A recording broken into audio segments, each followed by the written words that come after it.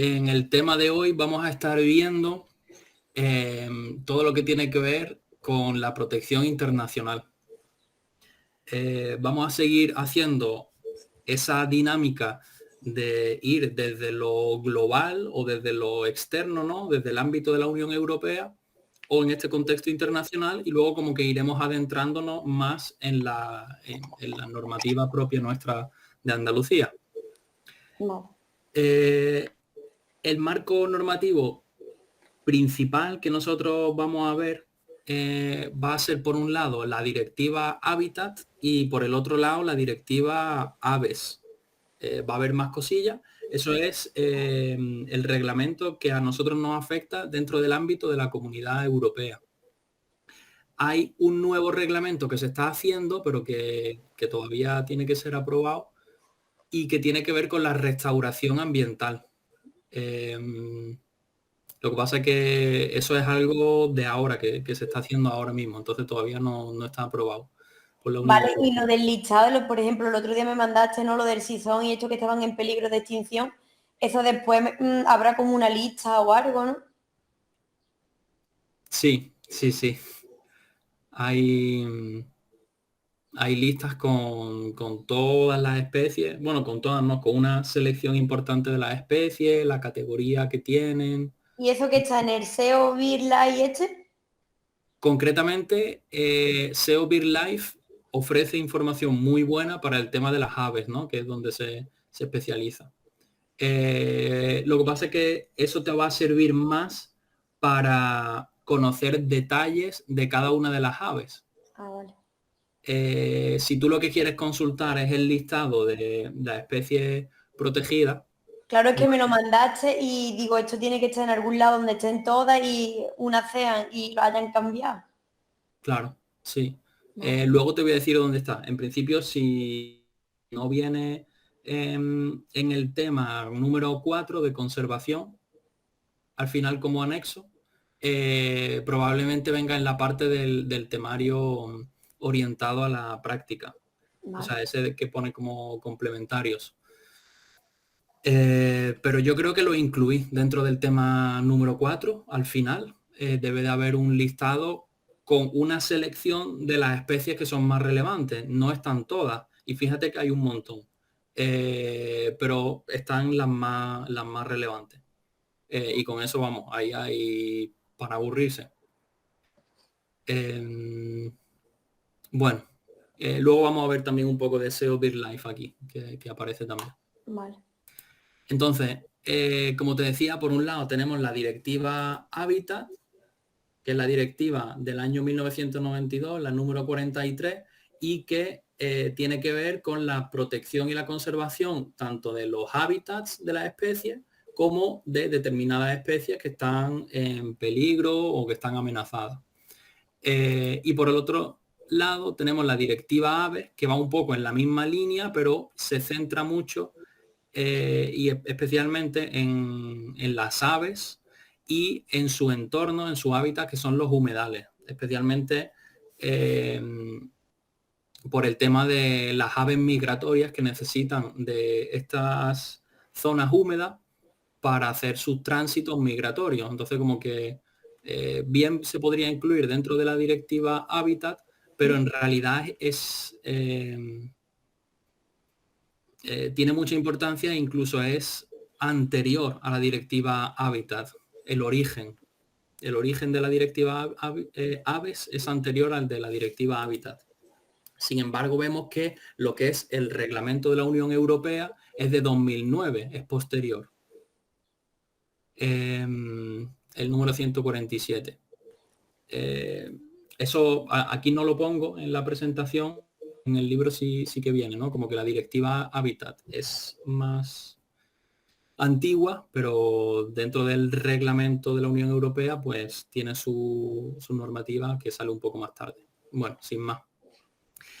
Tanto la directiva Habitat y la directiva Aves son reglamentos específicos del medio ambiente que se aplican sobre todo en los Estados miembros de la Unión Europea. Y dentro de España, tanto la Habitat como la Aves se van a trasladar dentro de nuestra propia ley de España a través de la Ley del Patrimonio Natural y la Biodiversidad. Es la Ley 42 del 2007. Y bueno, aquí pone Directiva Hábitat 2009, es posterior a esta ley, pero no pasa nada porque las leyes como que se van actualizando. Entonces, aunque esta sea de 2007, no pasa nada porque va incorporando nuevas actualizaciones y sigue siendo pues la ley que en su día se aprobó en ese momento. Bueno, el marco normativo, entonces Directiva Hábitat, Directiva Aves y la Ley de Patrimonio Natural y Biodiversidad, que no es andaluza, que es de España. Vale. Luego, por otro lado, están los convenios internacionales, que de alguna manera dan pie a la regulación por parte de la Unión Europea. El marco normativo principal es el que hemos visto, pero en el contexto global, más allá de la Unión Europea, pues también se hacen una serie de convenios a través de la ONU, ¿no? De la Organización de las Naciones Unidas. Y tenemos por un lado la segunda cumbre de la Tierra en Río de Janeiro, en Brasil, en el año 1990. Y el desarrollo. Es bastante especial, podríamos decir, porque es como una convención pionera dentro de el cuidado por el medio ambiente. Esta cumbre de la Tierra, en la que participan un montón de países a través de la ONU, establece una serie de principios generales de protección y conservación, y destacamos el principio de precaución y el de evaluación de impactos ambientales. Precaución a la hora de hacer una actividad, vamos a ser precavidos de no dañar a la naturaleza. Y en ese sentido hace falta también pues hacer una evaluación de los posibles impactos ambientales que vayan a tener, ¿no? Van un poco de la mano el principio de precaución y el principio de evaluar los impactos ambientales que pueden tener las acciones. Y que luego estos principios que se establecen en esta cumbre de la Tierra, luego la Unión Europea y los distintos países lo van incorporando a su normativa y a su legislación. Y también la segunda cumbre de la Tierra aprueba la Convención sobre el Cambio Climático, que luego va a dar pie al protocolo de Kioto, que lo vamos a ver ahora aquí. El protocolo de Kioto es otro acuerdo internacional que se realiza en Japón en el 97, y lo que procura es estabilizar las emisiones de los gases con efecto invernadero.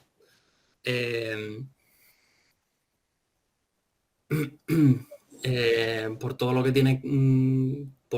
tiene que ver con esto del cambio climático, ¿no? En 1997. O sea, que son cosas que ya se vienen tratando desde hace bastante tiempo. El Tratado de Maastricht, esto ya no es tanto internacional con otros países como es la Cumbre de la Tierra, que incluye a la Unión Europea y otros países, y el Protocolo de Kioto también. El Tratado de Maastricht es propio de la Unión Europea, ¿no? Es el tratado que funda la Unión Europea como tal, es el Tratado de la Unión Europea de 1993, y lo que hace es que incorpora el medio ambiente como parte de su normativa. Entonces, de alguna manera, como que es una legislación o una normativa comunitaria para la Unión Europea, que se aplica con carácter general sobre todos sus Estados miembros. Y eso pues lo hace también como más especial, ¿no? Porque pues aprueba la primera normativa relacionada con el medio ambiente en Europa. Actualmente, dentro del contexto de la Unión Europea, se encuentra vigente el 8º Programa General de Acción en materia de medio ambiente, que va hasta el horizonte 2030. Este programa creo que lo tienes que actualizar en el temario. Vale. Porque creo que estaba puesto como que se estaba elaborando, hacía bastante tiempo que ya venía preparándose, pero ya sí está vigente. Un poco como lo que te digo del futuro reglamento de restauración ambiental, que se sabe que se está preparando y futuramente pues habrá que incluirlo también. Vale. Y por último, en el contexto internacional tenemos la conferencia de París, que va un poco en la línea del protocolo de Kioto y en esa lucha contra el cambio climático, contra los gases de efecto invernadero.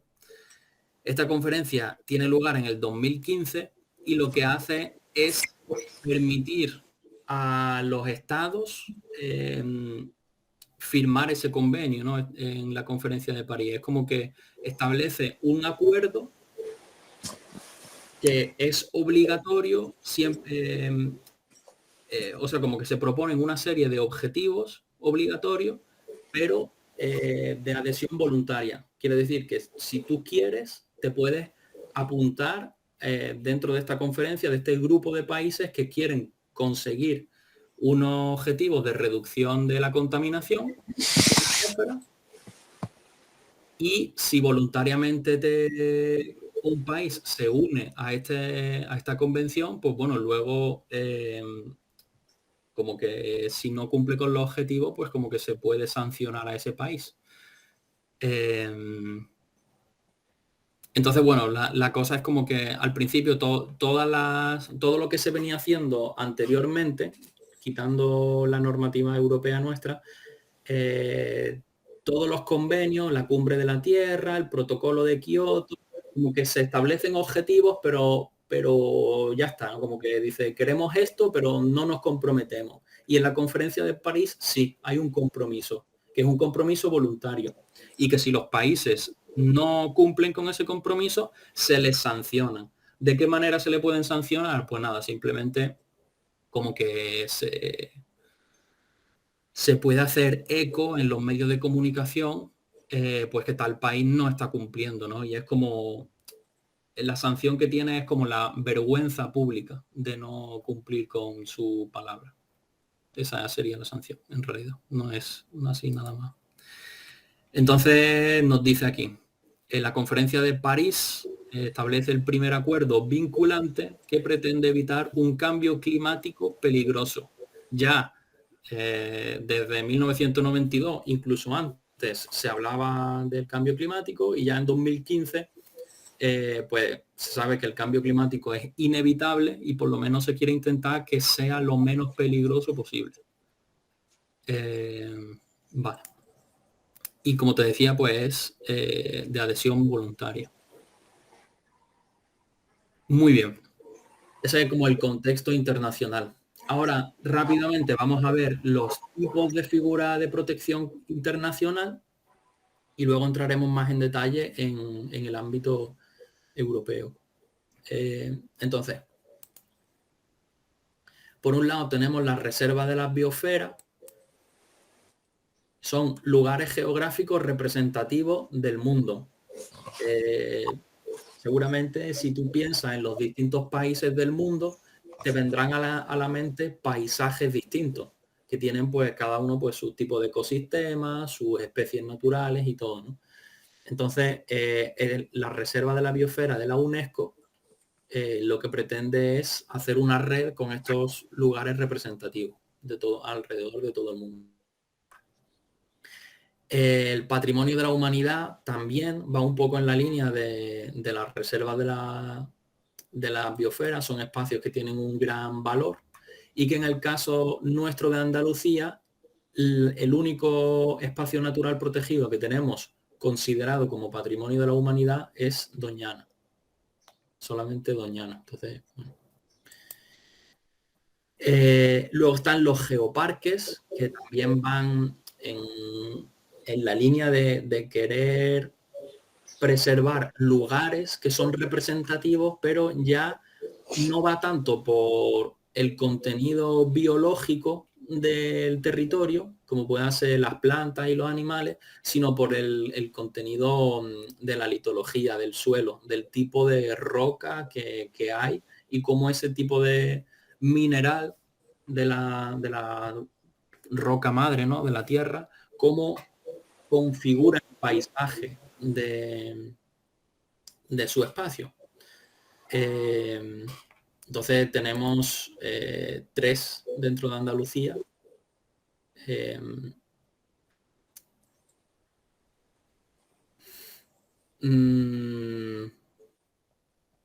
Está la Sierra Norte de Sevilla.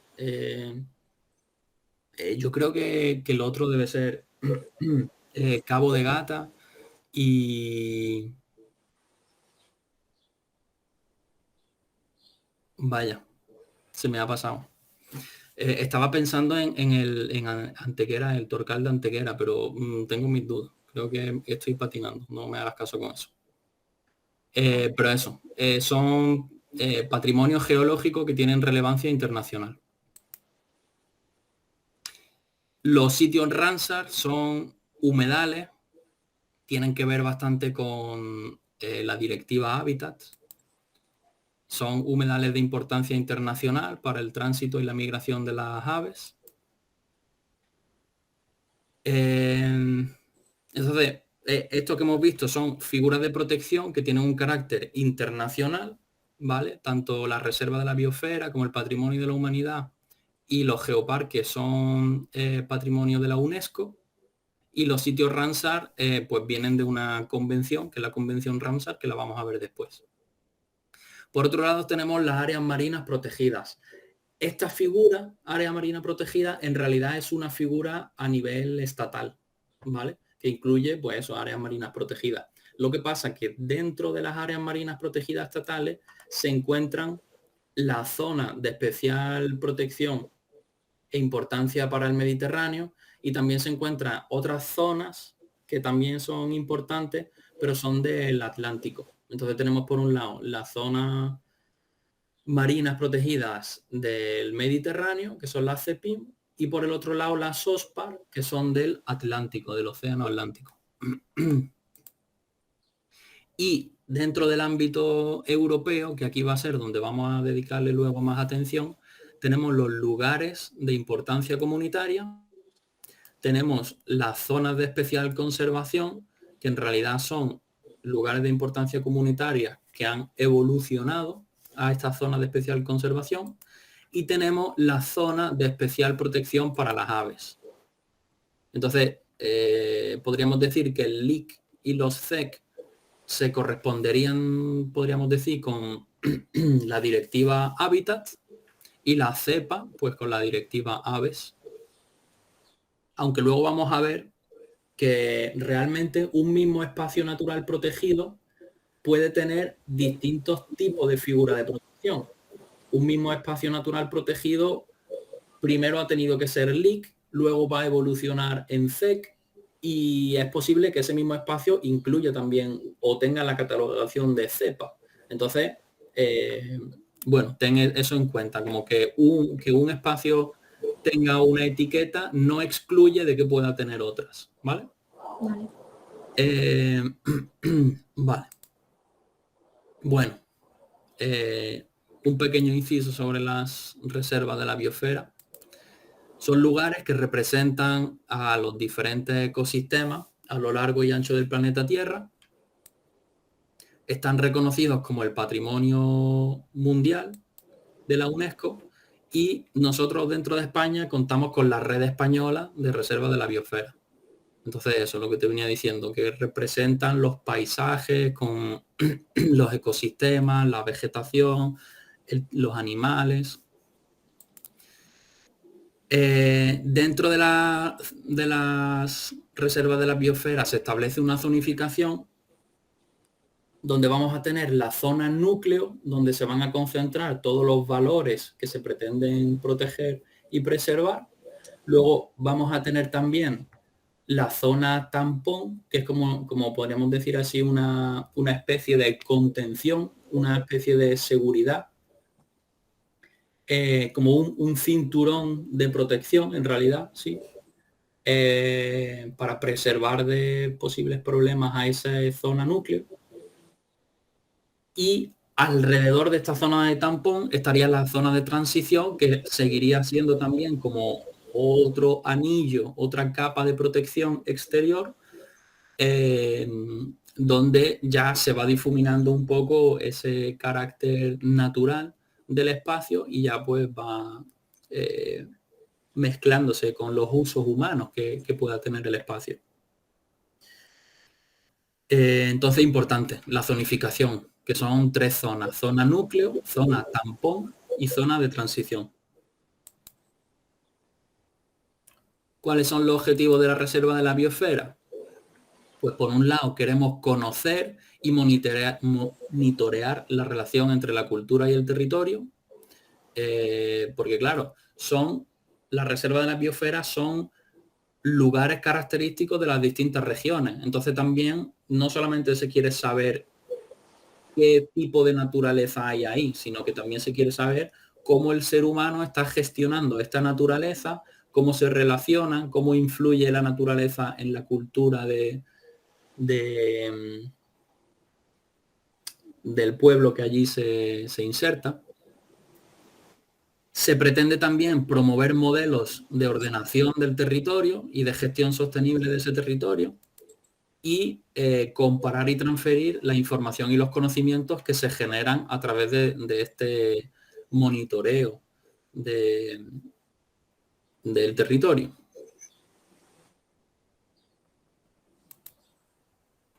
Este es el mapita de Andalucía y dentro pues tenemos 9 reservas de la biosfera. Tenemos la zona del intercontinental del Mediterráneo entre Andalucía y Marruecos, ¿vale? Que tiene especial importancia para el tránsito de las aves. Tendríamos Sierra de las Nieves, que estaría por aquí, Sierra de Grazalema, Doñana, tendríamos las marismas de Odiel, ¿no? Serían zonas húmedas que están en la desembocadura de los ríos. Tendríamos las dehesas de Sierra Morena, Sierra de Cazorla Segura y Las Villas, Cabo de Gata-Níjar y Sierra Nevada. Vale. No he dicho nada, pero bueno, los colores así como más marroncitos se sobreentiende, ¿no? Que son como las montañas más altitud y las zonas con menos altitud son como los valles, ¿no? O sea, que esto que está así como más verdecito, pues el valle del Guadalquivir. Sí. Bueno, directiva hábitat. Ya vamos a pasar a la normativa nuestra de la Unión Europea. Es la directiva 43 de 1992 que pretende la conservación de los hábitats naturales, por un lado, por eso es la directiva Hábitats, y por el otro lado, la especie silvestre. Esta directiva tiene una serie de anexos que luego nos bastante, porque en realidad el contenido de lo que vamos a estar viendo de la directiva está estrechamente vinculado a los anexos que incorpora. Entonces, tenemos 5 anexos. El primero, los hábitats, en la directiva hábitats, el primero habla de los hábitats. Recoge los hábitats que se incluyen dentro de la Unión Europea. Dentro del anexo 2 estarían las especies también que se pretenden conservar. El anexo 3 hace como un corte, ya hemos visto hábitats y hemos visto especies a nivel general. El anexo número 3 lo que hace es establecer los criterios para que un lugar pueda ser declarado como lugar de importancia comunitaria y también establece los criterios para que ese lugar de importancia comunitaria pueda evolucionar a una zona de especial conservación. Vale. Y son 5 anexos. Entonces nos quedan todavía 2 anexos más. El anexo número 4 incluye especies que requieren de una rigurosa protección. Es posible que estas especies ya estén incluidas también en este anexo número 2. No es excluyente. Y por otro lado, el anexo quinto, aquí le sobra un palito, es el anexo quinto, son las especies de interés, pero que se permite ser explotadas, ¿no? Se permite el aprovechamiento de dichas especies, ya sea pues a través de la caza o lo que sea. Vale, seguimos con la directiva Hábitats. El anexo número 1. El anexo número 1 habla de los hábitats de interés comunitario que se pretenden proteger. ¿Cuáles van a ser? Pues van a ser los que estén amenazados de desaparición, serían como, pues eso, ¿no? En peligro de extinción. El hábitat no es un ser vivo, pero es un espacio que por el cambio climático, por el cambio de uso del suelo a raíz de la actividad del hombre, está amenazado de desaparecer. También se van a incluir las áreas que tienen su distribución natural muy pequeñita, se ha vuelto muy pequeñita, ya queda poco espacio, se podría decir que está casi en vías de amenazarse de desaparecer, o que ya se ha constatado de que está en regresión y que cada vez se está haciendo más pequeño. Estos espacios también interesa protegerla y conservarla. Estarían formando parte de los hábitats de interés comunitario. ¿Y cuáles más? Pues ejemplos de las regiones biogeográficas. Esto iría un poco como siguiendo la línea de la reserva de la biosfera, pues dentro de la directiva Hábitat también se van a seleccionar una serie de espacios que van a formar ejemplos de las distintas regiones biogeográficas que tiene Europa. Entonces, ¿qué tipo de hábitat de interés comunitario hay? Pues de manera general, los hábitats de interés comunitario los podemos catalogar en 9 tipos, que son los relacionados con el mar, o sea, aquellos que están cerca de la costa o que tienen ambientes halofíticos. ¿Eso qué es? Eso es con bastante contenido de sal por la influencia del mar o del océano. Tendríamos también los tipos de hábitats formados por dunas, hábitats de agua dulce, matorrales en zonas templadas, matorrales esclerófilos, que son aquellos que pasan o que aguantan y resisten mejor la sequía. Tenemos también los herbazales, turberas o pantanos, que son zonas con aguas estancadas. Tenemos zonas de roca y cuevas, que van a tener también bastante importancia para un cierto tipo de animales, como pueden ser los murciélagos. Y los bosques. Entonces, todos los hábitats van a estar dentro de alguna de estas 9 categorías. Eso es a nivel general. Pero por otro lado, decíamos que teníamos regiones biogeográficas, que son dentro de la Unión Europea, como que se sabe que hay distintos tipos de hábitats, pero ya como más regionales, ¿no? Ya sí, más regionales, donde las características de su geografía, tanto el tipo de suelo como si está más al norte o más al sur, latitud más al norte, latitud más al sur, si hace más frío, menos frío, la cantidad de horas de luz, como que todo lo que tiene que ver con el espacio físico donde está va a determinar que el tipo de vida que se genera en ese ambiente geográfico pues sea uno u otro. Entonces por eso son regiones biogeográficas. ¿Y cuáles tenemos? Pues tenemos la alpina relacionada con la alta montaña, la atlántica relacionada con el océano Atlántico, la boreal con el norte de Europa, la zona continental de Europa que está como más en el interior, las estepas del norte, la región macaronésica se refiere a las islas de Portugal y a las Islas Canarias, la zona del Mar Negro por donde está la península de Crimea, que antes era de Ucrania, la región mediterránea y la región panónica. La panónica, no me acuerdo cuál era. La panónica no sé si es de los países del este, pero no recuerdo ahora mismo, la verdad. Pero bueno, estos son las 9 tipos de regiones. Entonces, tanto tipos de hábitat y tipos de regiones son 9 también. Hay que tener cuáles son las 9 de un lado y cuáles son las 9 del otro. Es importante. Más cositas de la directiva hábitat. Hemos visto el anexo 1, que habla de los hábitats, y ahora veríamos el anexo 2, que habla de las especies de interés comunitario, las especies que se quieren proteger. Entonces, vamos a querer proteger las especies que estén en peligro de extinción, aquellas que sean vulnerables, que sean raras o otras que sean endémicas de los distintos territorios y que necesiten una especial atención. Se me ha pasado decirte antes con respecto a los hábitats, de la misma manera que sucede aquí con respecto a las especies, en el anexo número 1 y en el anexo número 2, que cuando lo que hacen es recoger una lista con esos espacios, ¿no? O con esas especies. El anexo 1 tiene una lista con hábitats y el anexo 2 tiene una lista con especies.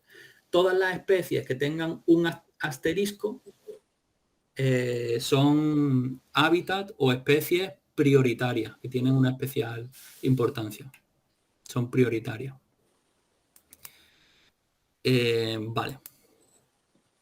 Entonces, las especies, todas estas, de en peligro de extinción, vulnerables, raras o que necesitan especial atención, van a poder estar dentro del anexo número 2, pero también, que es como el anexo de especies de interés comunitario a nivel general, pero también va a estar pueden estar en el anexo número 4, que son especies que necesitan una protección más rigurosa, o del anexo número 5, que se puede explotar a nivel comercial la especie.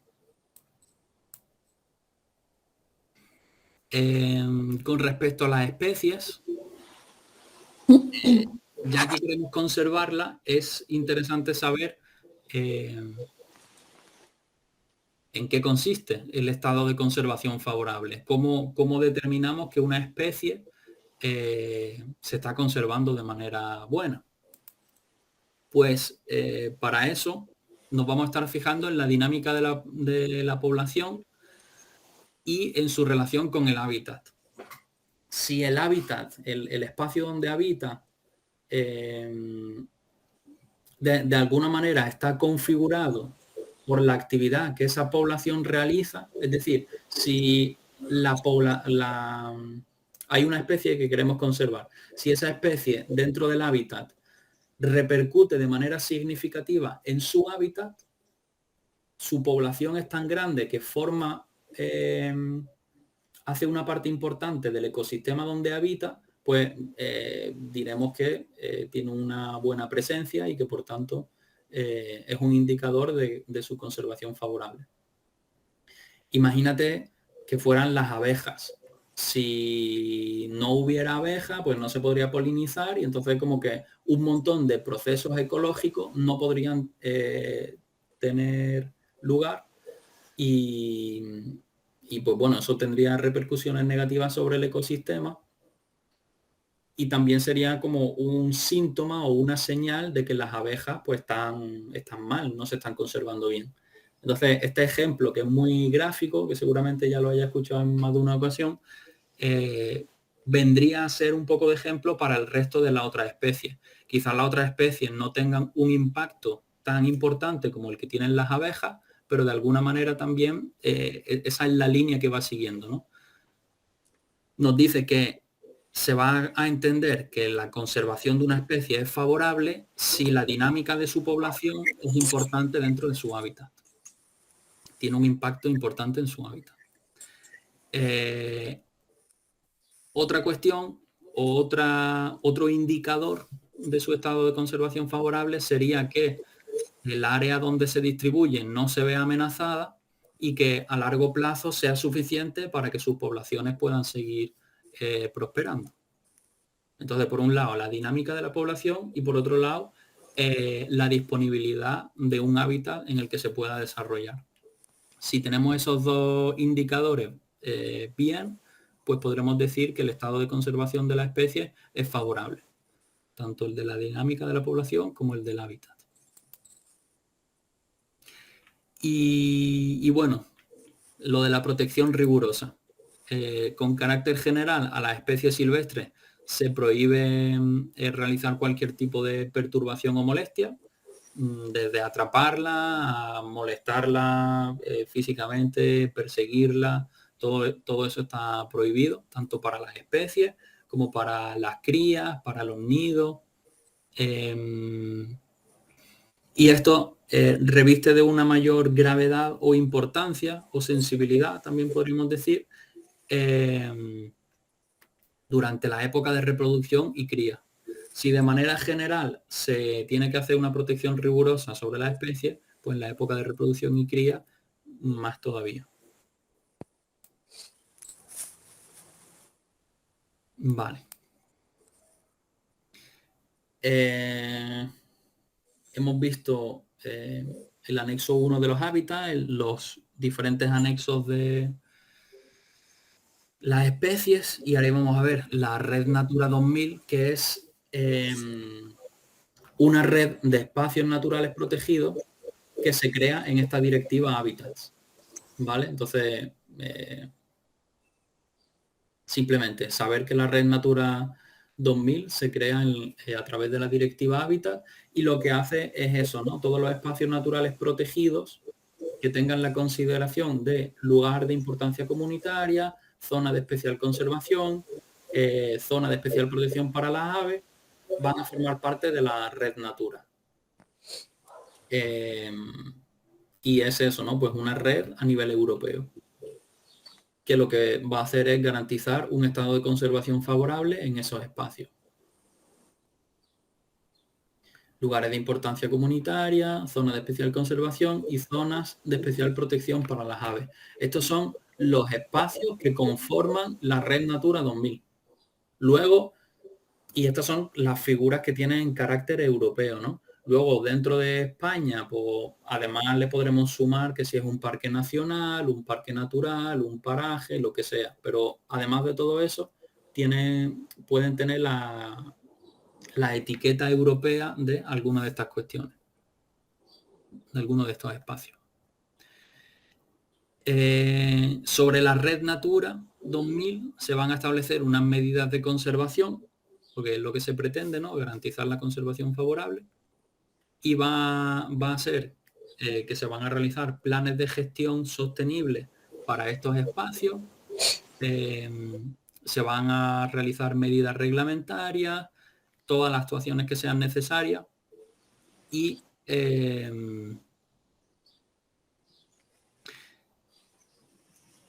también fuera de la red Natura 2000.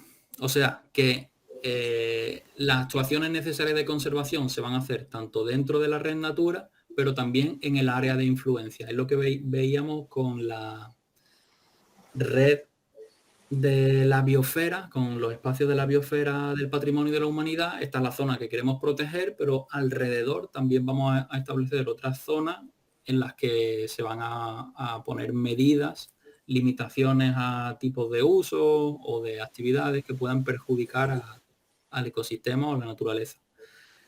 Entonces aquí en la red Natura lo mismo. Se van a hacer estas medidas de conservación tanto dentro de la red Natura como en su entorno para poder proteger esos espacios. Vale.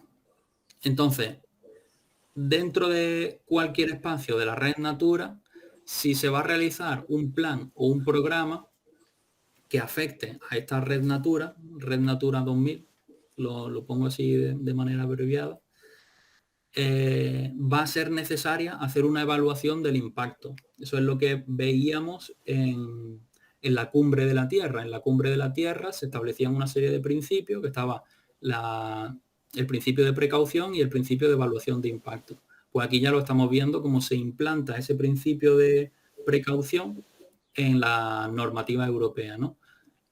Cualquier plan o programa que afecte a la red Natura tiene que tener una evaluación del impacto sobre ese espacio.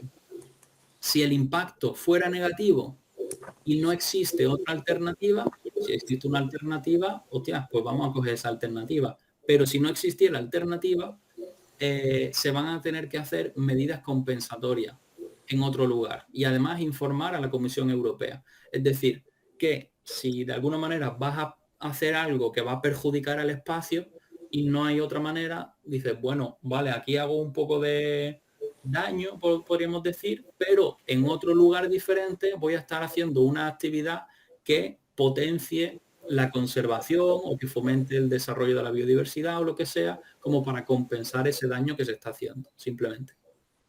Si no lo puedes hacer en el mismo sitio, lo haces en otro lado que también beneficie a ese espacio, a ese ecosistema. Y es importante, como aquí se indica, informar a la Comisión Europea, que la Comisión Europea, recordamos que es el órgano ejecutivo de la Unión Europea. Vale.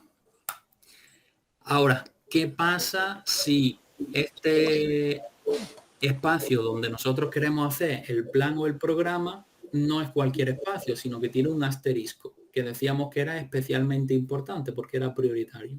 Pues dice que si es prioritario, solamente se va a poder hacer el plan o el programa por motivos de salud pública, seguridad pública u otras razones que sean imperiosas y que tengan que ver, pues, con cualquier razón de primer orden o la misma protección del medio ambiente. Y para ello va a hacer falta igualmente tener el visto bueno de la comisión. Ya no es solamente informar de que lo vas a hacer, sino que si es prioritario tienes que contar con su visto bueno. Sería por así decirlo, como una especie de autorización, ¿no? Tienes que contar con su visto bueno. Y otras cuestiones respecto a la red Natura. ¿Quién se encarga de vigilar la conservación? Pues bueno, van a ser las comunidades autónomas que van a emitir los informes al Estado, y el Estado, cuando tiene todos los informes de las distintas comunidades autónomas, se lo comunica al organismo de la Unión Europea. Y entonces va a estar encargada de la vigilancia la comunidad autónoma, pero también va a haber una supervisión por parte del Estado y de la Unión Europea. Si se quiere hacer un cambio de categoría sobre alguno de los espacios o alguna de las especies, hacen falta justificantes científicos que demuestren que el estado de conservación ha cambiado. Y antes a lo mejor era prioritaria y hacía falta conservarla mucho, pero ya se ha recuperado la población y ya no hay que conservarla tanto. Pues hace falta justificarlo de manera científica. Luego vemos aquí que la red Natura va a estar potenciando también una coherencia y una conectividad entre los distintos espacios. O sea que las administraciones públicas, de alguna manera, tienen que facilitar que los distintos espacios naturales protegidos se conecten de alguna manera. Y que, hombre, esto es especialmente importante e interesante desde el punto de vista de las aves, ¿no? Que tienen esa capacidad de transición más fácil, pero bueno, a nivel general, como que se procuran hacer corredores ecológicos que conecten con los distintos espacios, porque se sabe que el beneficio y el potencial que tiene de dos espacios naturales distintos, o sea, como que la biodiversidad como que se enriquece mucho cuando existe un puente que los conecta, ¿no? Entonces, por ahí se quiere impulsar la conectividad y darle coherencia al conjunto del territorio con respecto a la conservación.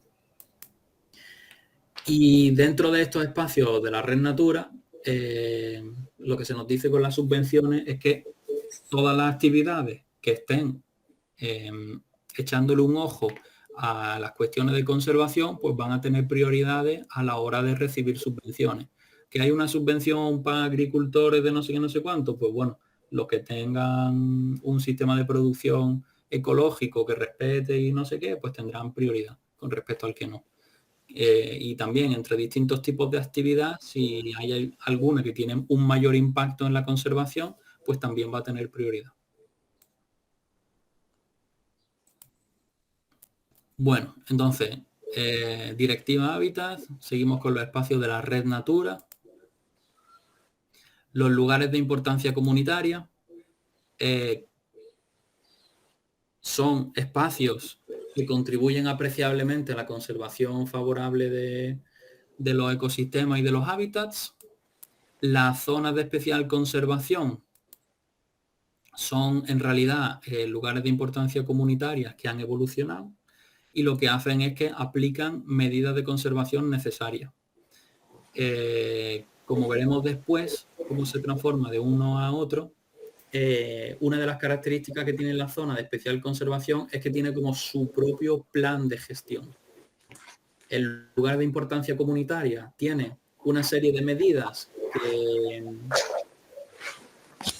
protege, tiene un régimen de protección provisional, y la zona de especial conservación ya no es un régimen general que se pone de manera provisional, ya es que tiene un plan que lo protege.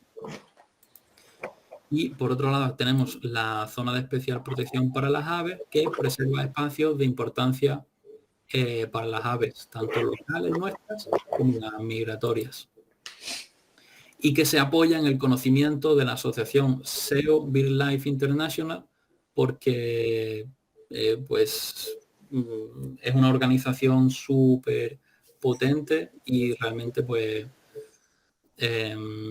aunque sea una organización no gubernamental,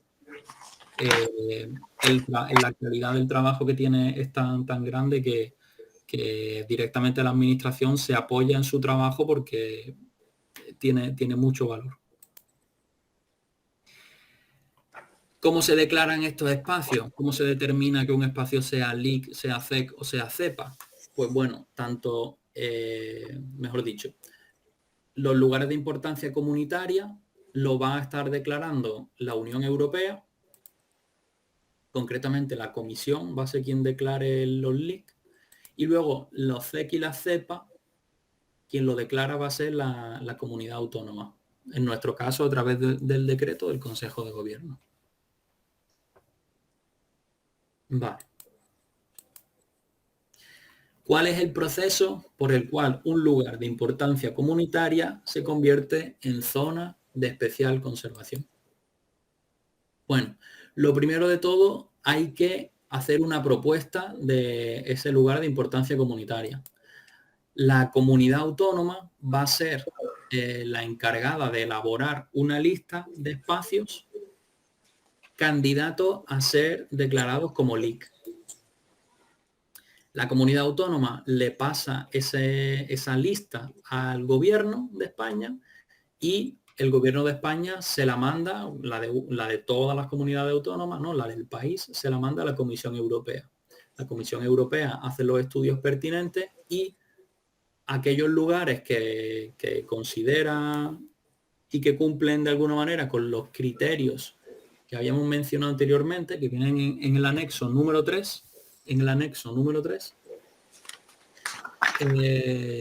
pues los declararía como LIC, ¿no? Por eso dice que la propuesta tiene que atender a los criterios del anexo número 3. Y en más, bueno, dice indicar también los hábitats y las especies que tienen cada uno de esos sitios propuestos a ser LIC. Sobre esos espacios que se proponen para su aprobación, un segundo, se proponen estos espacios, y en el momento en el que la comunidad autónoma propone un espacio natural protegido para que sea declarado como LIC, se aplica lo que te venía diciendo antes, un régimen de protección provisional. Y desde ese momento, en el plazo de 6 meses, tiene que elaborar una documentación que incluya los límites, la cartografía, la información relevante del espacio, cuál es el régimen de protección provisional que se le está aplicando,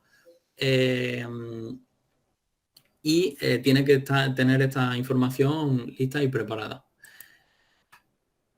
LIC.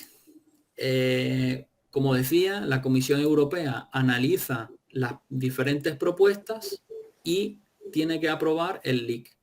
¿Qué plazo tiene? Este plazo en realidad es original. Este plazo en realidad ya ha expirado, pero pues como igualmente lo pueden preguntar, ahí está marcado, que tiene un plazo de 6 años tras la aprobación de la directiva Hábitats. Es decir, que desde que se aprueba la directiva, desde que se aprobó la directiva Hábitats, la Comisión Europea tenía solamente 6 años para que todos los países de la Unión Europea le mandaran sus propuestas y la Comisión Europea pues hace una aprobación con los leaks originales. Esto ya se hizo, ya se aprobó y a partir de ese momento pues le siguen llegando propuestas, las sigue analizando y las va aprobando. Vale, entonces, ¿qué pasa? ¿Cómo se transforma este leak en un CEC? Pues desde que la Comisión Europea haya aprobado el leak, la comunidad autónoma tiene un plazo de 6 años para declararlo como CEC. Aquí no tiene que hacer nada. Una vez que ya un espacio está declarado como leak, la comunidad autónoma ya tiene vía libre para cuando quiera declararlo como CEC. Y se dice que lo tiene que hacer lo antes posible. ¿Cuándo? Lo antes posible. En un plazo máximo de 6 años, pero siempre lo antes posible. ¿Qué tiene que hacer para poder declararlo como CEC? Pues debe de aplicar las medidas de conservación. Tiene que contar con su plan de gestión propio, un plan de gestión propio, esto es lo fundamental, y luego pues aplicar las medidas reglamentarias y todas las medidas de conservación que apliquen según el espacio. Entonces este es el proceso de declaración de LEAK a CEC. Primero se hace una propuesta, la comisión la aprueba y una vez que la aprueba, la comunidad autónoma lo declara ya como zona de especial conservación, para lo que necesita su propio plan de gestión.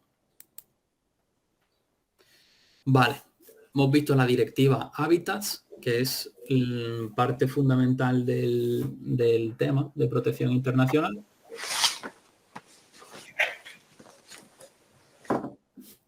Y ahora pasaríamos a la directiva Aves. La directiva 147 de 2009, que pretende la conservación de las aves, su protección, pero también la regulación de su explotación.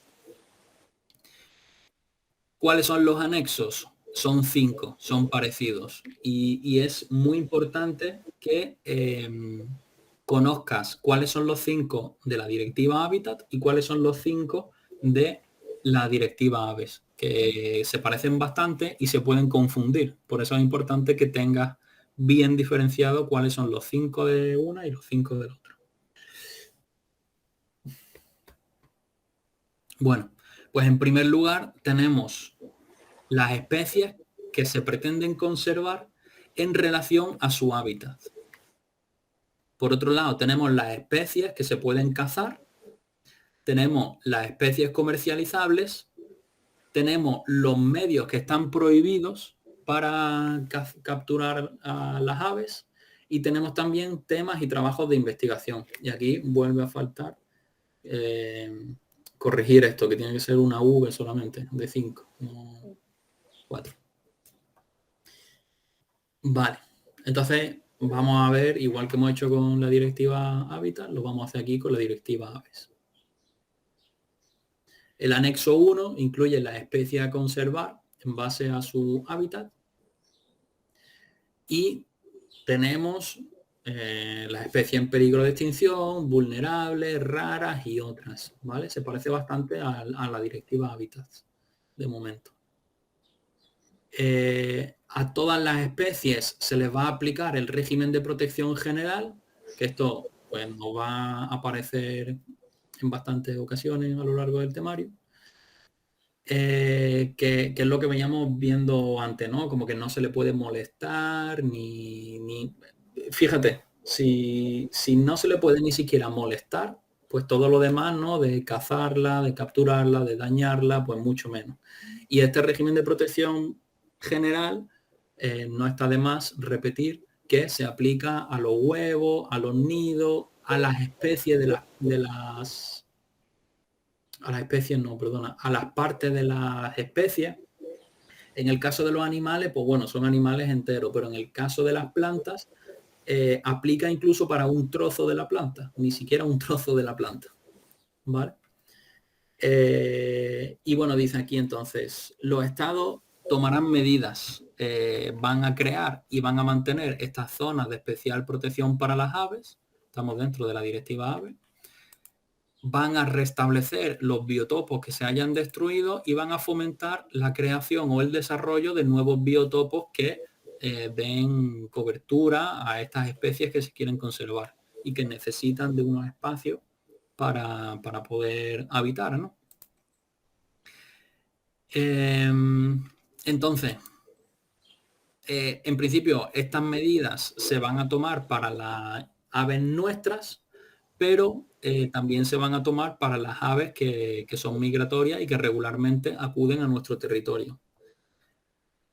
De hecho, incluso con carácter general, se aplica a todas las aves silvestres. Ya, incluso aunque no estén contempladas dentro de los anexos, se va a aplicar también. Y solamente se van a poder realizar cierto tipo de actividades cuando haya una normativa que regule pues, su caza, su aprovechamiento, lo que sea. Pero con carácter general se establece el régimen de protección general. Volvemos a mencionar la especial importancia que tienen las zonas húmedas, tanto para las aves locales como para las que vienen transitando en su paso migratorio. Y se va a crear una red coherente de zonas húmedas, ¿no? Como veíamos en la red Natura, pues se va a fomentar una red coherente de zonas húmedas que también va a estar como vinculada a esa red Natura. Vaya, se ha quedado esto fuera. Vale, entonces teníamos las especies del anexo 1, así a nivel general. El anexo número 2 tiene las especies que son cazables. En la sección A tenemos las especies que son cazables con carácter general y en la sección B las especies que se van a poder cazar, pero solamente en los estados mencionados. Es decir, dirá tal especie, pues en todos estos países sí, en el resto no, porque en el resto pues se entiende que tendrán cierta vulnerabilidad. Ese es el anexo número 2. En el anexo número 3 tenemos las especies comercializables, con cuales sí se puede comerciar. Anexo número 3. Y tendríamos en la sección A, igual ¿no? que el anterior, las que se permite con carácter general, y en la sección B, las que se podría llegar a permitir su comercio consultando a la Comisión Europea. El anexo número 4 incluye los medios prohibidos que van a ser... vale, no viene, pero te lo digo yo. Son los medios no selectivos. Es decir, si tú tienes una herramienta, tú tienes un medio para cazar de manera no selectiva, tú pones una trampa sin saber qué animal es el que va a caer en esa trampa, pues eso está prohibido. Porque claro, si tienes la suerte de que cae el que sí puedes coger, bien, pero vaya, va a acabar la llamada. Pero si te cae otra que está en peligro de extinción, pues ya lo hemos liado. Entonces está prohibido con carácter general los medios que no sean selectivos. Y por el otro lado, como te decía, también están prohibidos los medios que sean masivos. Por ejemplo, un veneno que tú eches en el agua o un explosivo que se cargue un montón de bichos de golpe, pues también está prohibido porque, bueno, pues según tampoco tiene como esa capacidad selectiva de manera general. Entonces, principalmente esos son los medios prohibidos. Con carácter general, los que son masivos y afectan a muchos de golpe y los que no son selectivos.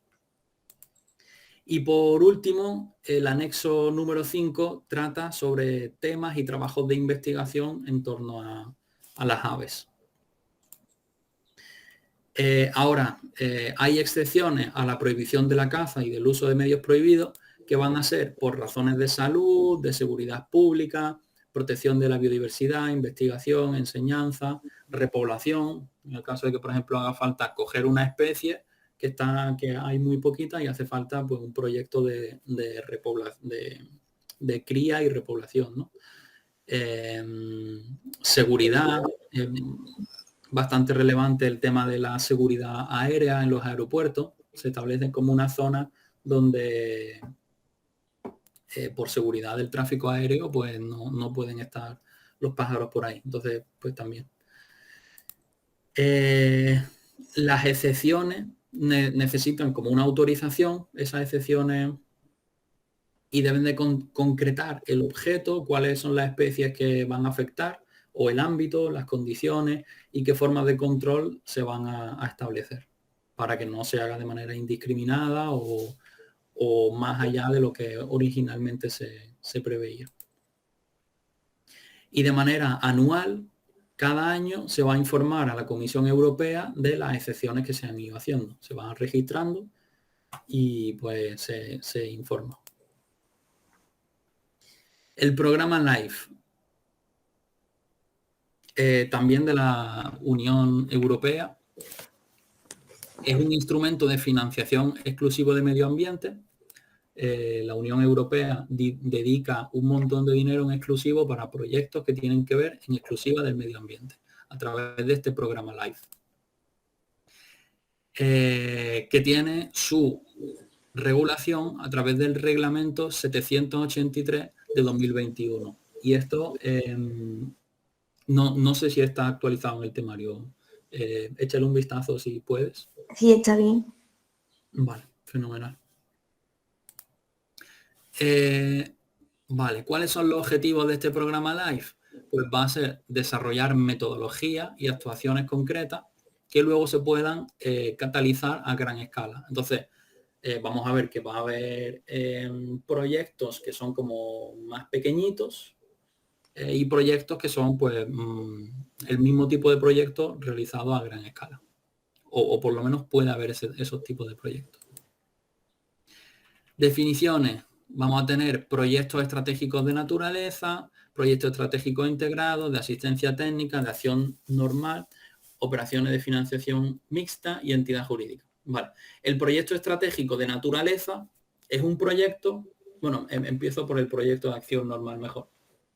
El proyecto de acción normal es un proyecto concreto para cumplir con alguno de los objetivos de medio ambiente o de cambio climático. Es un proyecto de acción normal que podríamos decir que tiene como un objetivo pues más concreto, más pequeñito. El proyecto estratégico de naturaleza es estratégico porque de alguna manera está realizando como varios proyectos de acción normal. Entonces como que aplica o persigue diferentes objetivos de manera simultánea relacionados con la naturaleza. El proyecto estratégico integrado lo que hace es coger estos proyectos de acción normal o estos proyectos estratégicos de naturaleza y se llaman integrados porque lo que quieren hacer es como que ya se ha comprobado que ese tipo de proyecto funciona y entonces ahora lo queremos integrar de manera masiva y queremos hacerlo a gran escala, ¿no? Lo que veníamos viendo aquí, que uno de los objetivos del programa LIFE es desarrollar o catalizar, permitir que se produzcan actuaciones a gran escala, como para agilizar las cosas, ¿no? Y que no sean puntitos por aquí, sino que realmente se pueda hacer algo grande y rápido, porque realmente hay un sentido de urgencia. El proyecto de asistencia técnica lo que hace es contribuir con las entidades públicas para que desarrollen proyectos.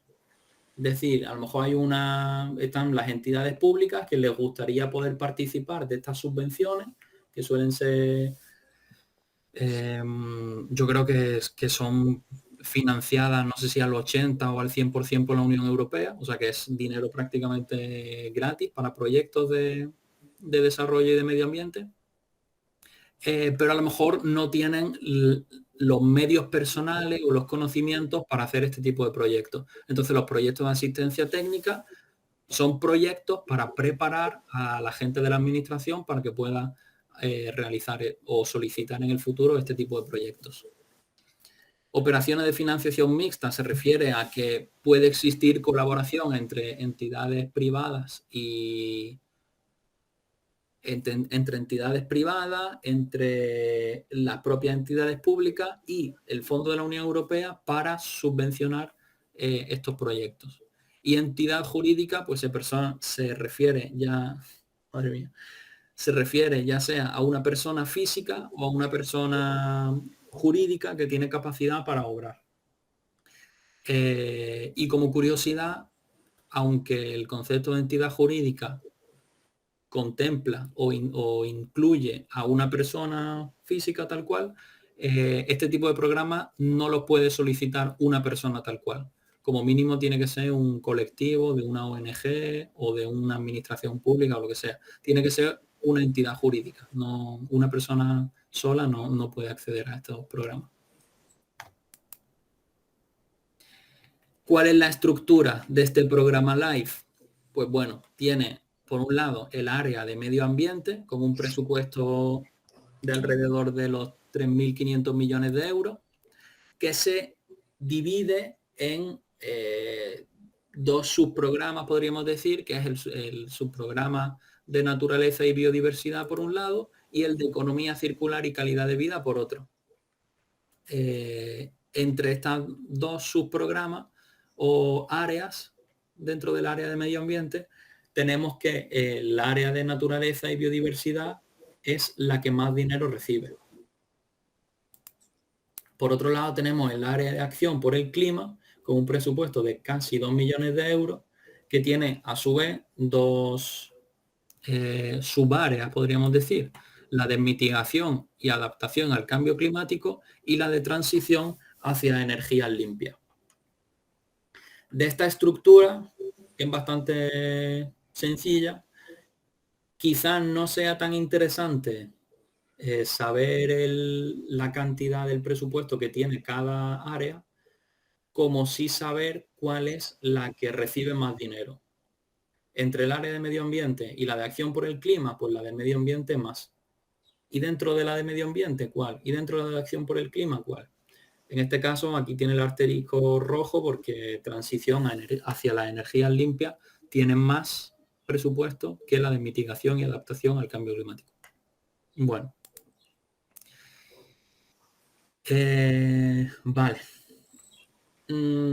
Ahí hemos visto realmente como el foco importante del temario, que es una introducción genérica y la directiva Hábitat y la directiva Aves. Ese es el foco realmente grande del tema, lo más importante. Y que tiene ámbito europeo.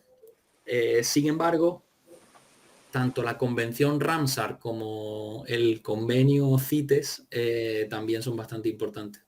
Pero esto ya se salen de la Unión Europea, esto ya va más allá de la Unión Europea. Aquí entran en juego otros países también. La convención Ramsar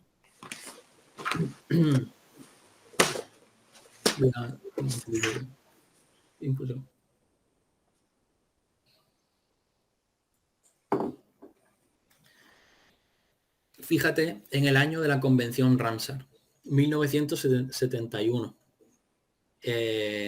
Podríamos decir que es la pionera a nivel de cooperación internacional con un tema de medio ambiente, por la época en la que se aprueba. Y bueno, es una convención en el ámbito de las aves y lo que pretende es la protección de los humedales de importancia internacional. Entra en vigor en 1975 y en España en el 82. España como que se adhiere a esta convención en 1982. Vale. Bueno, si queremos proteger los humedales, ¿qué son los humedales? ¿O cuál es la definición técnica, entre comillas, por la que entendemos humedales? Pues son extensiones que están cubiertas de agua, no importa si es salada o si es dulce, de agua dulce, y lo que es más importante es que se nos dice que la profundidad máxima en marea baja no puede sobrepasar de 6 metros. O sea, sé que esto afecta especialmente a los humedales que están en la costa. Porque si es un humedal que está en el interior, haya marea alta o marea baja, no le va a afectar, evidentemente. Entonces, en estos humedales costeros, afectados por la influencia del mar, cuando está en marea baja, la profundidad máxima 6 metros. Si está en marea alta y el nivel del mar ha subido por ese flujo de las mareas, pues evidentemente podrá ser más de 6 metros. Porque ha subido, ¿no? Vale. Y en la otra, si no sube ni baja.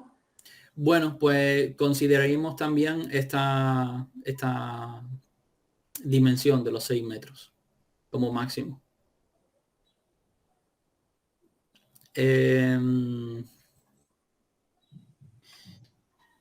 ¿Cuáles son los pilares? ¿Iba a decir algo? No. Ahora. ¿Cuáles son los pilares de este convenio? Pues por un lado es contar con sitios, contar con humedales, ¿no? Sitios de la lista. Entonces, como que para que este convenio pueda funcionar, hace falta que haya humedales.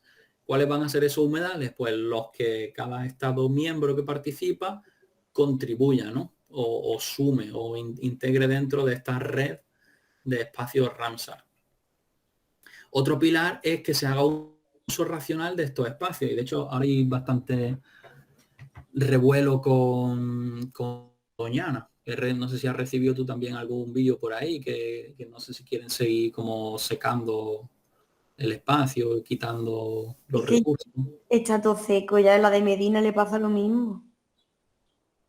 A ti eso te pilla más cerca, ¿verdad? Sí. Joder. Pues... Yo vivo en la Sierra de Grazalema, Ajá. justo debajo. Algodonales está justo debajo de la Sierra de Grazalema. Ajá. Entonces yo, Medina, estuve estudiando el grado superior y está más o menos a media hora de allí. Va. Pues realmente es importante, ¿no? Hacer un uso racional, está bien usar los recursos, sí, pero de manera sostenible, ¿no? Y especialmente en el ámbito de la gestión de los recursos hídricos, de la gestión del agua, siempre se ha dicho a nivel de la conservación que si sabemos que dentro de una cuenca hidrográfica, ¿no? Un territorio que comparte por las montañas, ¿no? Que canalizan dentro de su valle agua, siempre se ha dicho que lo primero que hay que hacer es dejar un caudal que permita que la naturaleza que exista, pues que siga perviviendo y que se permita la continuidad del ecosistema. Entonces, en cuanto vas cada vez menguando esos recursos hídricos, pues evidentemente el ecosistema se va deteriorando. Y con la gravedad de aquello que dicen y que es cierto, que el agua llama al agua. Si hay un sitio con agua, pues habrá vegetación y esa vegetación contribuirá con los niveles de humedad y esos niveles de humedad contribuirán también a que haya más lluvia. Conforme más se vaya secando, más difícil va a ser revertir ese proceso. Entonces realmente es algo sensible que se viene ya diciendo desde, pues si esto es en 1971, pues desde mucho antes se tienen que saber todas estas cosas, ¿no? Y a veces pues pues uno se puede sentir molesto y enfadado que a pesar de que se saben ciertas cosas, pues se sigue actuando de cierta manera, ¿no? Pero bueno. Entonces importante como segundo pilar. ¿Cómo? Y así nos va. Joder, qué lástima. Aquí en Ibiza ahora mismo todavía no ha llovido. Ah, estás trabajando fuera ahora en Ibiza. Sí, yo me vine en marzo aquí en Ibiza y aún no ha llovido aquí. Joder, pues Porque están ahora discutiendo con los aviones estos que pasan tirando azufre que dispersan las nubes, ¿no? Para que no llueva. vaya. Y eso lo paga el ayuntamiento. para facturar dinero y entonces no está lloviendo en la isla, está todo seco. Eso para que fomente un clima de turismo, ¿no? Entiendo. Sí, sí, sí, Joder, pues vaya. no llueve. Entonces, muy importante, primero, que haya sitios que proteger que formen parte de esta convención. Segundo, hacer un uso racional de estos espacios y con visión de conservación. Y tercero, cooperar en la medida de lo posible dentro de pues las investigaciones, la difusión de la información y lo que sea necesario. Vale. Dentro de España, la Convención Ramsar tiene 75 humedales. España, como que de todos sus humedales tendrá más, pero como que son 75 los que tienen cierta relativa importancia internacional, 75, y tiene un inventario nacional de zonas húmedas, España, que se aprueba por resolución 4 de noviembre de 2002. En el caso de Andalucía, solamente aporta 25 humedales, que forman parte de estos 75, pero estos 25 humedales que tenemos en Andalucía suponen casi la mitad de toda la superficie que aportan los 75 humedales. Entonces, como que Andalucía tiene una relevancia bastante importante.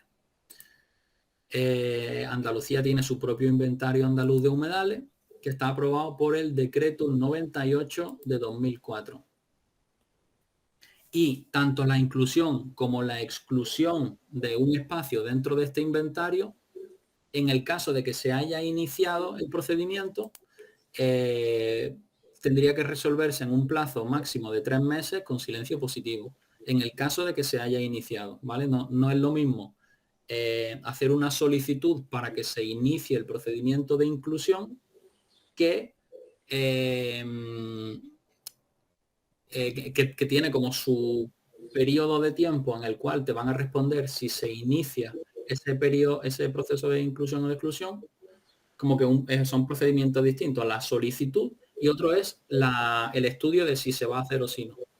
Entonces aquí está más enfocado en, una vez que se ha iniciado ese procedimiento de análisis de si se va a incluir o se va a excluir, tarda 3 meses y se entendería favorable, ya sea que la solicitud o la propuesta haya sido de inclusión o de exclusión. 3 meses con silencio positivo. Vale. Y la estructura del convenio CITES, no, de la convención Ramsar. ¿Cómo se organiza a nivel político estructural esta convención Ramsar? Ramsar es una ciudad de Irán. Igual que estaba protocolo de Kioto, no sé qué, de París, puesto de Ramsar, de una ciudad de Irán. Bueno, órganos de la estructura de la convención Ramsar. Va a tener órganos de decisión, que va a ser el conjunto de las partes contratantes, o sea, todos los países que forman parte. Va a tener también su comité permanente. Por otro lado están los órganos de consulta, que conformado por un grupo de examen científico-técnico. Y vamos a tener el órgano de supervisión del programa de comunicación, educación, concienciación y participación. Y además, órganos de apoyo que van a ser la secretaría a nivel administrativo y las organizaciones que estén dando apoyo, que sean organizaciones internacionales, como pues seguramente este Gobierno Like, y pues habrá otras también, la WWF o WOF, no sé. Bueno, sí, ONG medioambientales. Eso es dentro de la propia convención. ¿Cómo se traslada esto a España? Pues bueno, la autoridad administrativa española, que va a ser un órgano del gobierno relacionado con medio ambiente, esta autoridad administrativa va a aplicar el programa nacional, todo lo que tenga que ver con tema de humedales, aves. Será un órgano del Ministerio competente en medio ambiente. Y esta autoridad administrativa va a designar a 4 coordinadores nacionales. Por un lado, va a haber uno de la propia autoridad administrativa, que será el Ministerio de Medio Ambiente, uno del grupo de examen científico-técnico y luego 2 dentro de este grupo de comunicación, educación, concienciación y participación, que uno será por parte del gobierno y otro por parte de la ONG. Vale.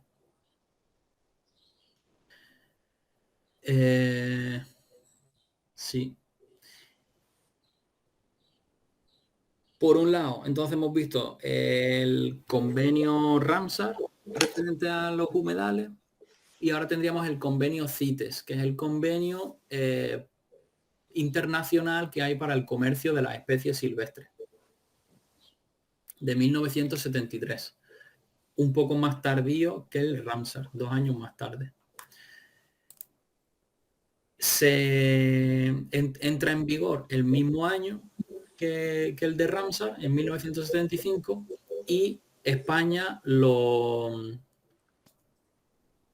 integra o se adhiere en 1986.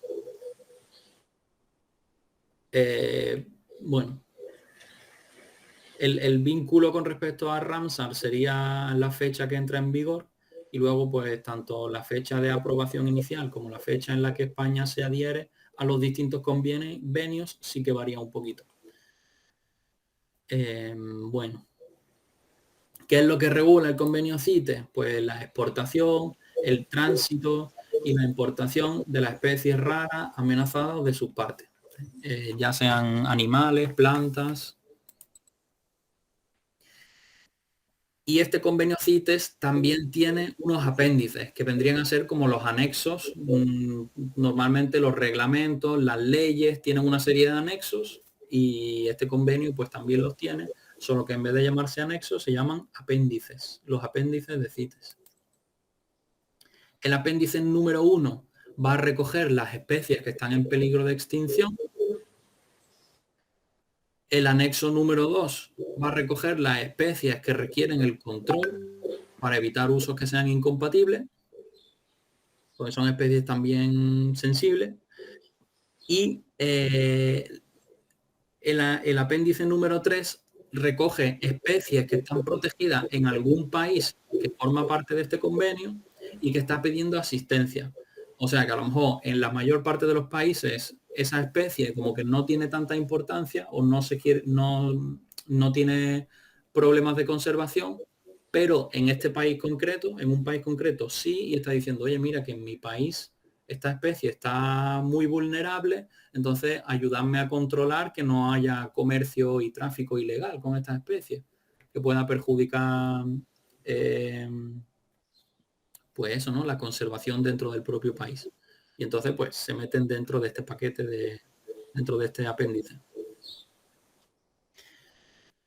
Ahora, ¿qué pasa con las especies del apéndice número 1 y 2 que tienen este asterisco? Pues dice que va a requerir un permiso anterior tanto para ser exportada como para ser importada.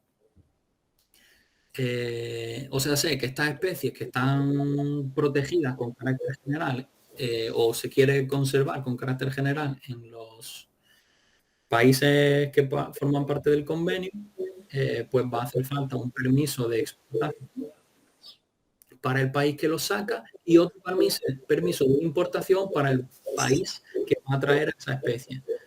De tal manera que tanto la autoridad administrativa competente en medio ambiente de un país como la del otro se van a estar haciendo responsables de supervisar que la especie que quiere ser comerciada o que quiere transitar, pues que esté bien.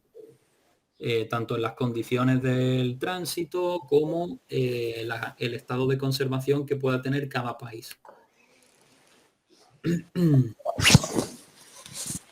Y bueno, y otra cosa también era que,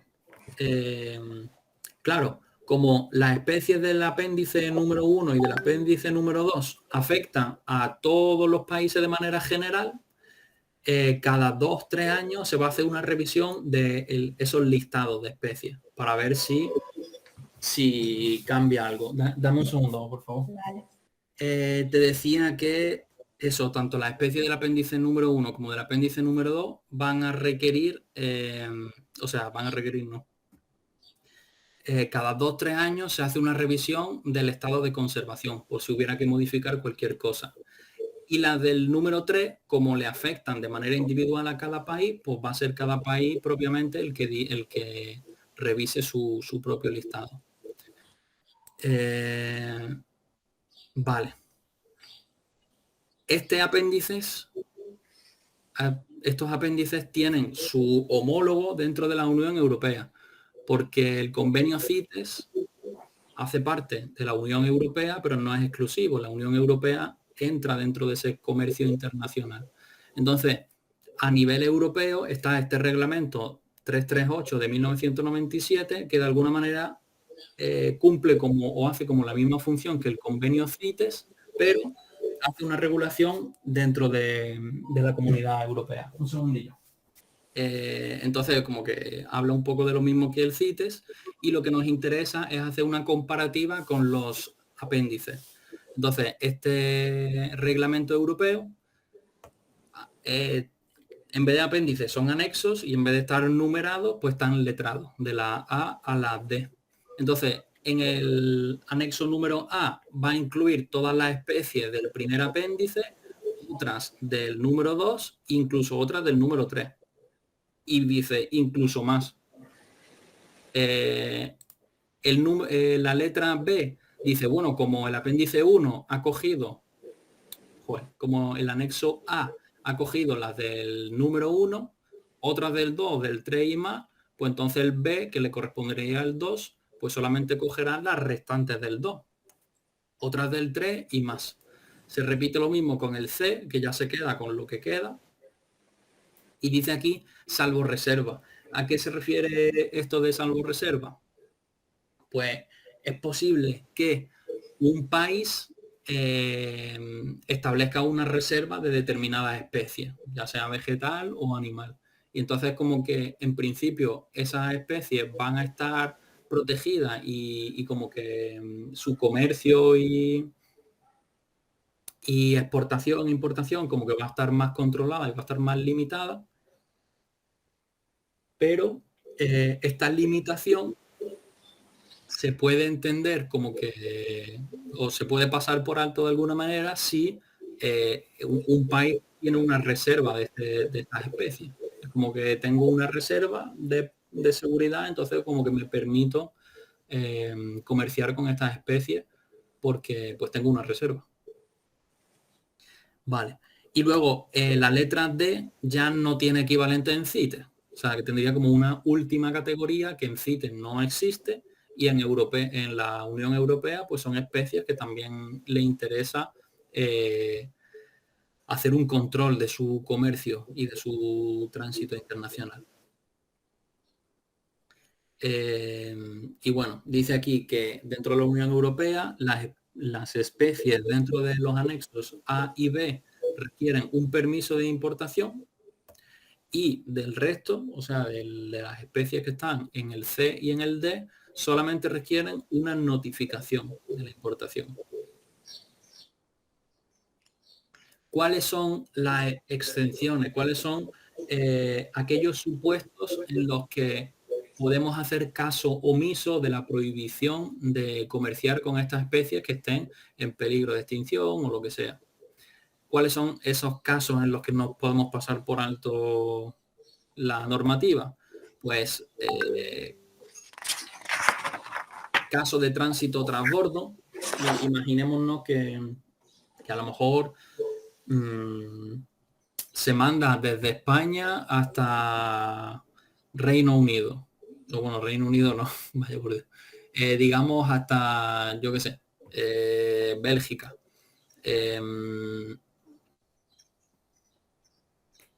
Haría falta en principio un permiso de exportación por parte de España y un permiso de importación por parte de Bélgica, que va a ser la que lo va a recibir.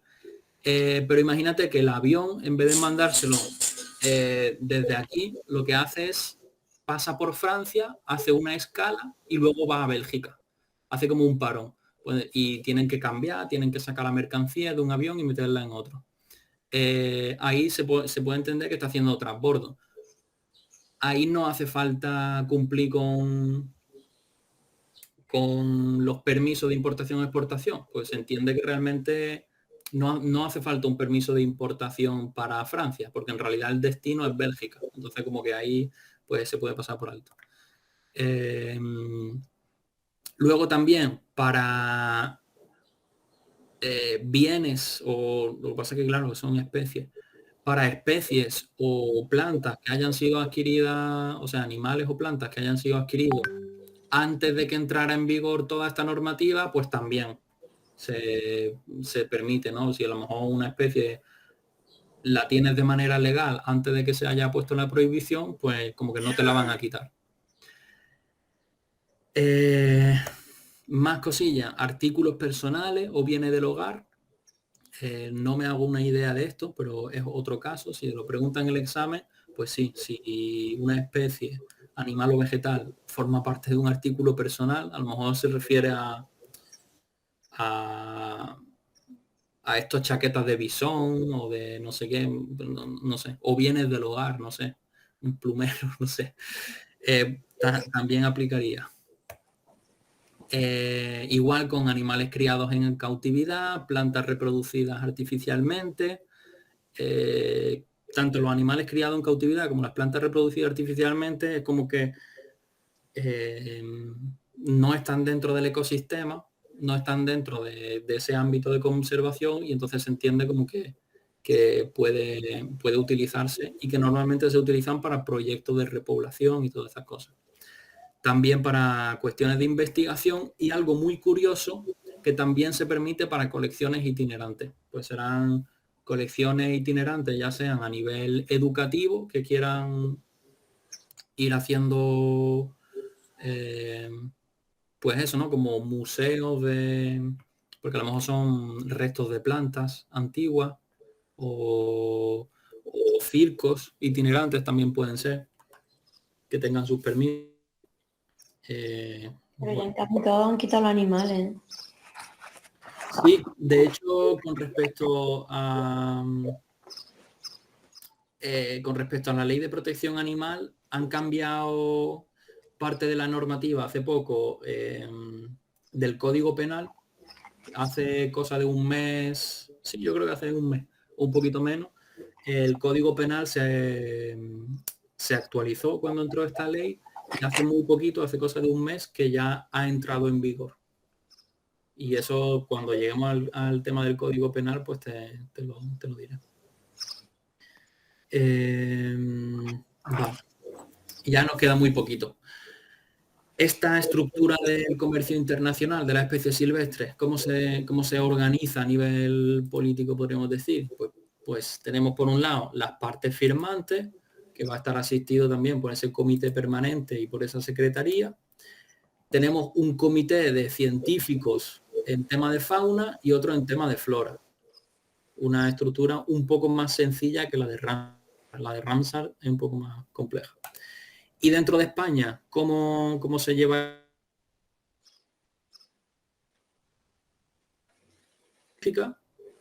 la autoridad en estos dos ámbitos? Va a ser un órgano del Ministerio de Medio Ambiente. Esto es nuevo porque anteriormente la autoridad administrativa era el Ministerio de Economía, pero ahora ha pasado a ser de Medio Ambiente. Entonces es nuevo lo de la autoridad administrativa. Y pues bueno, en España, en la frontera, en las aduanas, se establecen puntos de inspección fronteriza donde se va a estar supervisando el tráfico, ¿no? El tráfico legal se tiene que supervisar y el tráfico ilegal pues se tiene que descubrir y evitar. Y hasta aquí es el tema de la protección internacional. Recordando que lo más importante vendría a ser la directiva Hábitat, la directiva Aves, pero igualmente reviste de gran importancia saber los tipos de figuras de protección que habíamos visto al principio, en qué consisten que es bastante sencillo. Y bueno, luego también particular importancia tiene la convención Ramsar y la convención y la conferencia esta de CITES, el convenio de CITES. Ya, Muy bien. Pues listo por aquí. Muy bien. Nada, cualquier cosilla que salga, me avisas. Yo, de hecho, que quizás no debería decir insistir tampoco ni nada, pero no sé, si de verdad que aprovecha mientras puedas, que por si hay algo, lo mínimo que sea, hombre, si también si lo sacas, si lo averiguas por tu cuenta, pues casi que mejor. Pero que si hay cualquier cosa, por pequeña que sea, está bien que me preguntes, que sin problema te voy a contestar y que bueno, que no sé, Vale. que mientras se pueda está bien. Muy bien. Ok, bueno, pues nada, ya te paso el vídeo este cuando lo suba y el examen siguiente de las entidades locales. Vale. Ok, bueno, que tenga buen fin de. Igualmente. Chao. Adiós.